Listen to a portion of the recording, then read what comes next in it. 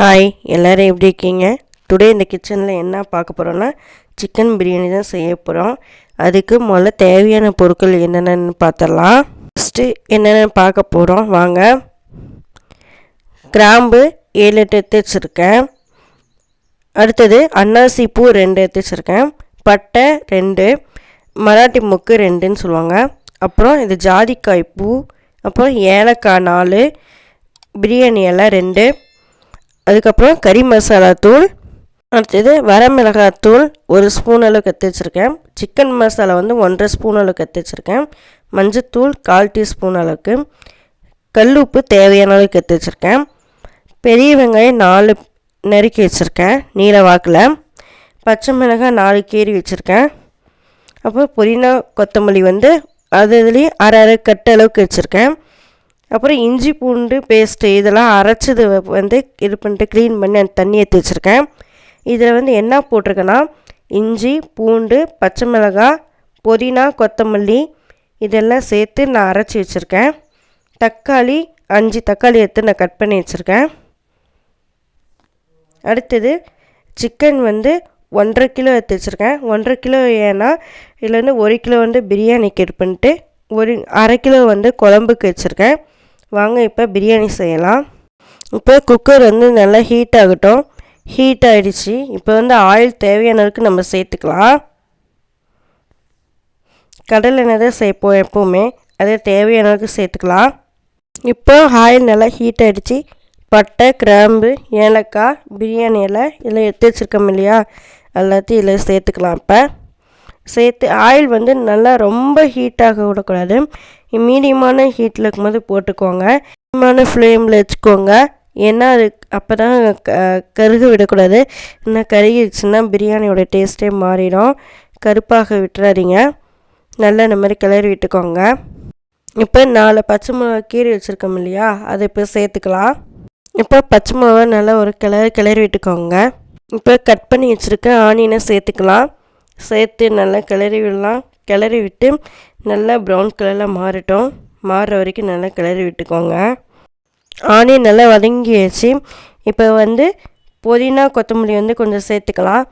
ஏன்னா இதனோட ஃப்ளேவர் கொஞ்சம் எண்ணெயில் வதங்கும் போது கொஞ்சம் அது ஒரு டேஸ்ட்டு கொடுக்கும் பிரியாணிக்கு. அதனால் இப்போ கொஞ்சம் ஆயிலில் சேர்த்து நல்லா வதக்க விடலாம்.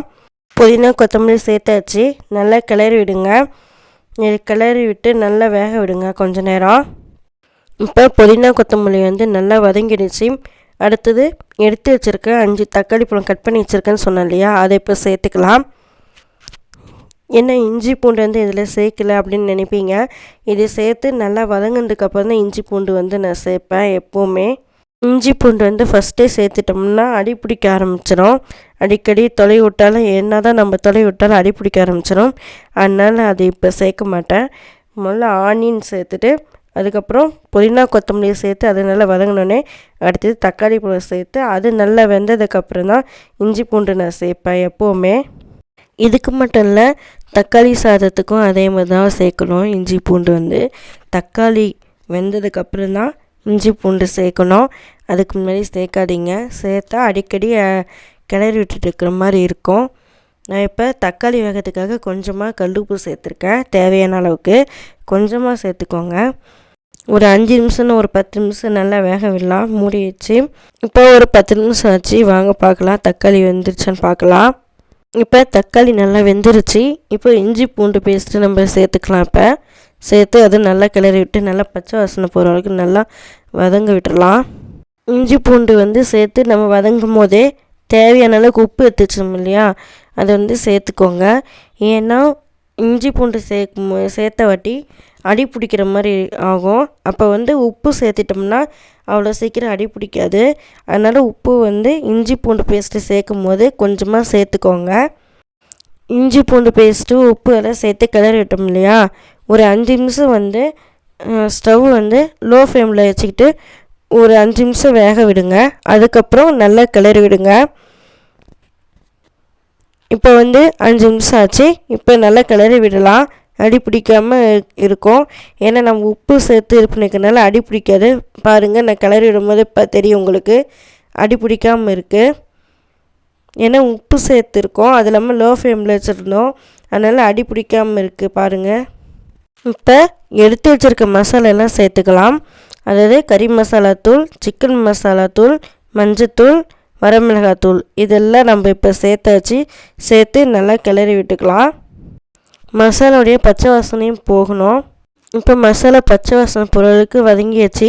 இப்போ எடுத்து வச்சுருக்க சிக்கன் இதில் சேர்த்துக்கலாம். சிக்கன் ஒரு தடவைக்கு 2 தடவை நல்லா வாஷ் பண்ணிக்கோங்க. அப்போ தான் அந்த எப்படி இருந்தாலும் நம்ம வெட்டி வாங்கிட்டு வந்தாலும் அதில் இருக்கிற அந்த கட்டை பீஸு தூள் இருக்கும், மரக்கட்டையோட பீஸு. அதனால் நல்லா பார்த்து நல்லா அலசி ஏற்றுக்கோங்க. இப்போ சிக்கன் சேர்த்தாச்சு. நல்லா கிளறி விடுங்க. கிளறி விட்டுட்டு கறி நல்லா உருண்டு வரணும். கறி உருண்டு வந்ததுக்கப்புறம் தேவையான அளவுக்கு அரிசி தண்ணி சேர்த்துக்கலாம். நான் 4 பேர்த்துக்கு ஆகிற அளவுக்கு நான் செய்கிறேன். நீங்கள் உங்கள் வீட்டில் 2 பேர் 3 பேர் எந்த மாதிரி இருக்கீங்களோ அதுக்கு தகுந்த மாதிரி நீங்கள் ரைஸ் சேர்த்துக்கோங்க. தேவையான அளவுக்கு தண்ணி சேர்த்து நீங்கள் பண்ணிக்கோங்க. சிக்கன் சேர்த்து நல்லா கிளறிட்டு சிக்கனுக்கு கொஞ்சமாக நம்ம தேவையான அளவுக்கு உப்பு சேர்த்துக்கலாம். கொஞ்சமாக சேர்த்தா போதும். ஏன்னா அதுக்கப்புறம் நம்ம ரைஸ் போட்டுட்டு அதுக்கப்புறம் நம்ம மறுபடியும் ஒரு தடவை உப்பு சேர்ப்போம். அதனால் கம்மியாக சேர்த்தா போதும். நம்ம இந்த கறி நல்லா இப்படி கிளறி விட்டு இது பண்ணிகிட்டு இருக்கும் போதே சிக்கனில் நல்லா உருண்டு வரும்போது லைட்டாக கொஞ்சம் தண்ணி வர ஆரம்பிக்கும். அதனால் தண்ணி நம்ம இப்போ சேர்க்க தேவையில்லை. இப்போ நல்லா கிளறி விட்டாச்சு. ஒரு 5 நிமிஷம் மூடி வச்சு வேக விடலாம். இப்போ 5 நிமிஷம் ஆச்சு, பார்க்கலாம். பாருங்கள், சிக்கன்லேருந்து தண்ணி வந்துருச்சு. இப்போ எந்த அளவுக்கு கறி உருண்டு இருக்குது, சிக்கன் நல்லா உருண்டு வந்திருக்கு பாருங்கள். பார்க்கும்போதே சூப்பராக இருக்குது. நான் 4 பேர்த்துக்கு தகுந்த அளவுக்கு அரிசிக்கு தேவையான அளவுக்கு தண்ணி சேர்த்துருக்கேன். 1 டம்ளர் அரிசி ஏற்றுருக்கோம்னா 1 டம்ளருக்கு 2 டம்ளர் தண்ணி சேர்க்கணும். அப்படி இருக்கும்போது 4 டம்ளர் அரிசிக்கு 8 டம்ளர் தண்ணி நான் சேர்த்துருக்கேன். சேர்த்து கொதிக்க விடணும். இப்போ தண்ணி நல்லா கொதி வரணும். கொதி வந்ததுக்கப்புறம் தான் அரிசி சேர்க்கணும். இப்போ கொதி வர ஆரம்பிச்சிச்சு. இப்போ ஹை ஃப்ளேம்லேருந்து லோ ஃப்ளேமில் குறைச்சிட்டு தான் அதுக்கப்புறம் நம்ம அரிசி சேர்க்க போகிறோம். ஏன்னா நல்லா இந்த மாதிரி கொதிக்கும் போது கையில் தண்ணி படும், நம்மளால் போட முடியாது. அதனால் லோ ஃப்ளேமில் குறைச்சி வச்சுட்டு அதுக்கப்புறமேட்டு நீங்கள் அரிசி சேர்த்துக்கோங்க. இப்போ ரைஸ் சேர்த்துட்ருக்கோம் இல்லையா, சேர்த்துன வாட்டி தேவையான அளவுக்கு உப்பு இப்பயே சேர்த்துருங்க. உப்பு சேர்த்து இப்பயே பார்த்துக்கோங்க. ஏன்னா நம்ம சாப்பாடை சாப்பிடும் போது பத்தாத மாதிரி ஆகிடும். அதனால் என்ன பண்ணணுன்னா உப்பு பார்க்கும்போது இதில் கொஞ்சம் கம்மியாக இருக்கிற மாதிரி இருக்கும். ஆனால் கொஞ்சம் கூடுதலாக ஒரு கல் 2 கல் அளவுக்கு சேர்த்து போட்டுக்கோங்க. ஏன்னா சாப்பாடு ஆகும்போது என்ன பண்ணணுன்னா உப்பு கம்மியாக இருக்கிற மாதிரி இருக்கும். அதனால் பார்த்து இப்பயே சேர்த்துக்கோங்க தேவையான அளவுக்கு. உப்பு மட்டும் கம்மியாக போயிடுச்சுன்னா அப்புறம் டேஸ்ட்டே கிடைக்காது. ஏன்னா உப்பு மட்டும் எப்போவுமே பார்த்து கரெக்டாக போட்டுக்கோங்க. இப்போ மீதி இருக்கிற கொத்தமல்லி புதினாவை சேர்த்துக்கலாம். சேர்த்துட்டு நம்ம மூடி போட்டுடலாம். மூடி போட்டு நான் 3 விசில் விடுவேன். அரிசிக்கு தகுந்த மாதிரி நீங்கள் விட்டுக்கோங்க. நான் எப்போவுமே 3 விசில் தான் விடுவேன். புதினா கொத்தமல்லி சேர்த்தாச்சு. இப்போ நல்லா ஒரு கிளறி விட்டுக்கோங்க. அப்போ தான் நல்லா கலங்கிக்கும் புதினா கொத்தமல்லி.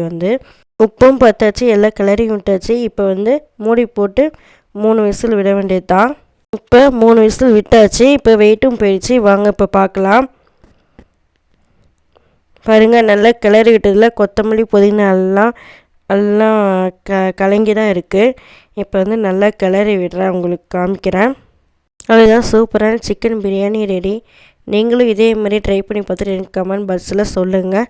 அவ்வளோதான், இந்த வீடியோ பிடிச்சிருந்தா லைக் பண்ணுங்கள், ஷேர் பண்ணுங்கள், கமெண்ட் பண்ணுங்கள். பக்கத்தில் இருக்க பெல் பட்டனை தட்டிட்டு போங்க. அப்போ தான் நான் போடுற வீடியோ நோட்டிஃபிகேஷனாக வரும்.